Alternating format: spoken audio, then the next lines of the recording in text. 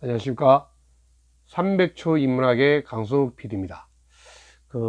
이번 시간에는 동서양 고전에 등장하는 책 읽는 즐거움에 대해서 한번 이야기를 해볼까 합니다. 대표적으로 이 서양에서는 마키아벨리가 쓴 어떤 편지 속에 등장하는 굉장히 유명한 명문장이 있습니다. 그리고 우리 동양에서는 여고는의 시너머라든지 규시시인 이청조님께서 이야기한 독서의 즐거움을 있는데, 이 얘기를 하다 보면 동서양이 역시 책을 읽고 그 속에서 느끼는 즐거움은 다 비슷하구나, 동일하구나 하는 느낌을 많이 가집니다. 근데 이제 최근에 이렇게 저도 책 읽기가 점점 사람들이 익숙하지 않아져 가잖아요. 그러니까 이렇게 핸드폰으로 모바일로 이렇게 핸드폰을 본다든지, 아니면 간단한 뉴스나 이런 것들은 그냥 이걸로 접하잖아요. 근데 뉴스는 뉴스일 뿐이라고 저는 생각합니다. 그거는 읽기 아닙니다. 자고로 읽는다는 것은 뇌의 고통과 어떤 괴로움을 좀 줘야 된다, 줘야지 그게 진정한 독서라고 생각합니다. 예를 들어, 짧은 뉴스 기사를 이렇게, 뉴스 기사 봤어요. 이건 뭐 기승전결 혹은 뭐 육하 원칙에서 팩트가 딱 드러나잖아요. 근데 이거는 뇌가 소위서 활동하지를 않죠. 소위 말해서 우리가 이제 학습할 때, 이거는 학도 아니고 습도 아니죠. 학은 뭐냐면 배우는 건데, 이거는 그냥 읽는 거예요. just reading. 그냥 just see. 그냥 보는 거죠. 그냥 뇌에 전혀 막힘없이 그냥 이렇게 즐거움 혹은 뉴스, 이게 끝나는데, 독서는 기본적으로 사람이 어떤 그 속에서 뭔가 이렇게 내적 고통을 속에서, 내가 고통을 통해서, 그걸 통해서 자동적으로 사고의 체계가 이루어지고 생각하는 힘이 길러지면서, 그것이 진짜 독서의 가치가 아닌가, 이런 걸 얘기를 합니다. 그래서 저 같은 경우에는 지하철 타고 자가용 타고 다닐 때는 음악을 틀고 이렇게 독서를 못했어요. 그래서 어느 순간 독서를 짬을 내서 해야 되겠다고 제가 한 게, 시간이 나면 저는 항상 이렇게 책을 들고 다닙니다. 이렇게. 그러면 핸드폰은 주머니에 넣더라도 잠시라도 이렇게 읽는 습관을 들이는 거, 제 나름대로 노하우입니다. 그리고 화장실에도 책이 한 권 있고, 제 잠자는 이렇게 교탁 옆에 또 하나 책이 있어요. 그래서 실질적으로 링컨 대통령의 위대한 어떤 대통령 리더십을 이야기한 권력의 조건이라는 게 있어요. 그 책을 볼 때 이게 한 800페이지짜리예요. 이 책을 처음에 한 번 읽었는데 너무 힘들고 어려운 거예요.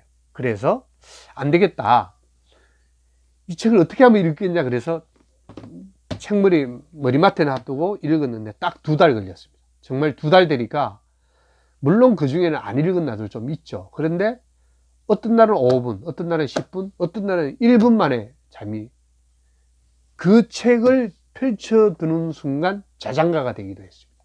그 정도로 했지만 결국 2달 만에 그 780페이지짜리 권력의 조건, 링컨의 이야기를 아주 흥미진진하게, 링컨이 왜 어떻게 대통령이 되어서 노예 해방을 선언을 하고, 그리고 암살까지 이어지는 그 과정을 아주 적나라하게, 그리고 그 국무장관, 그 다음에 전쟁장관, 이런 사람들이 다 적이었어요. 경선에 붙었던, 대통령 선거에 붙었던 소위 말해 경쟁자였는데, 그들을 측근으로 다 데리고 국무장관, 재무장관, 내무부 장관, 전쟁장관을 시키고 리더십을 발휘합니다. 워싱턴 전치에 어두웠던 켄터키 시골의 가난한 대통령이, 이런 해리스 국무장관이라든지 이런 전쟁장관, 이런 사람들의 도움으로 워싱턴 정치를 아주 멋있게 끌고 가는 얘기가 흥미진진하는데 2달 걸렸어요. 그래서 그 우보 천리란 말이 있어요. 소의 걸음으로 천리를 간다. 매일 조금씩 한다는 게 그렇게 천리를 간다는 거 그때 느꼈습니다. 그래서 이게 그 책 읽는 습관을 어떤 형태로 시간을 가지느냐, 그건 저는 중요하다고 보고, 그리고 내가 좀 힘들고 내가 좀 고통스럽게 하는 것이 고통 속에서 내가 얻는 게 있다. 이런 측면에서 2가지의 습관이 좀 저는 말씀드리고 싶어요. 오늘 이번에는 먼저 마키아벨리가 친구 프란체스코 베트리에에게 보낸 편지 속에 정말 기막힌 문장이 하나 나옵니다. 이게 뭐냐 그러면, 마키아벨리가 1513년 12월 10일 한 통의 편지를 프란체스코 베트리에에게 보냈는데, 이 편지가 바로 이탈리아 문학사상 가장 유명하고 아름다운 편지로 기록되고 세계 문학사 중에서도 굉장히 기억에 남는 편지가 됩니다. 이 내용이 어떻게 나왔냐 그러면요, 마키아벨리가 젊을 때 외무부 일을 맡아야 합니다. 그래서 그 주변에 도시국가 위주로 돼 있을 때 국가와 국가, 도시와 도시 사이를 왔다 가면서 외무부의 국장 직함을 맡고 국가의 어떤 그 외교 문서를 전달하고 외교 문서를 받아오고 그런 역할을 주로 하다가 마흔 전후에 실직을 당하고 또 곧이어서 고문까지 당합니다. 그런다 결국 구사일생으로 나와서 일자리를 찾아 부지런히 노력하지만 일자리를 못 찾습니다. 그래서 결국은 마키아벨리는 산탄드레아 산장, 그러니까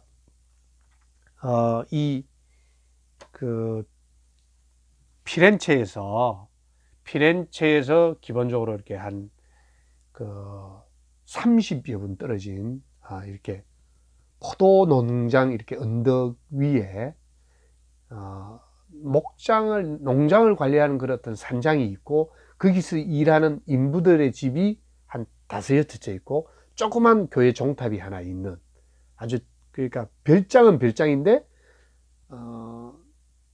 포도밭 농장을 관리하는 그런 어떤 일꾼들이 모여 사는 정도의 아주 작은 데로 옮겨와서 거기서 생활을 할 때, 그러면서 부지런히 어떤 직장을 구해요. 근데 못 구하는데, 그를 어떤 좀 힘들 가운데 이 친구 베트리에게 편지를 보내면서 나는 앞으로 군주론을 쓰겠다. 군주를 쓰면서 편지를 쫙 보내요. 그 편지 중에 나옵니다. 그래서 한번 볼게요. 여기서 나는 해가 뜨면 일어나 숲으로 가래. 그곳에서 나무를 벌채시키고 있기 때문이지. 숲에는 2시간 머물러 있네. 그때까지의 작업을 다시 검토하기도 하고 일꾼들과 함께 어울리곤 하면서 말일세. 그런 다음 중략하고요. 그런 다음 한 길로 돌아서서 선술집으로 가네. 거기서는 낭언애들과 이야기를 나누지. 그들 나라의 새로운 사건에 관해 물어보기도 하고 그들 입으로 전해지는 정보에 귀를 기울이곤 하면서 말일세. 그러다가 식사 시간이 되면 집에 와서 가족들과 식사를 한다네. 식사가 끝나면 다시 선술집으로 돌아가네. 이 시간에 선술집 단골들은 푸죽간 주인과 밀가루 장수와 2 사람의 벽돌공인데, 이제 그 주변에 선술집이 작잖아요. 그 일하는 산탄드레아 그 산장이라는 데가 사람이 많지 않으니까 거기 등장하는 사람이 많지 않아요.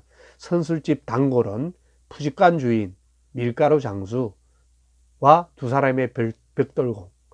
이 친구들과 나는 그날이 끝날 때까지 크리커나 트랙 놀이를 하면서 불안당이 되어 보낸다네.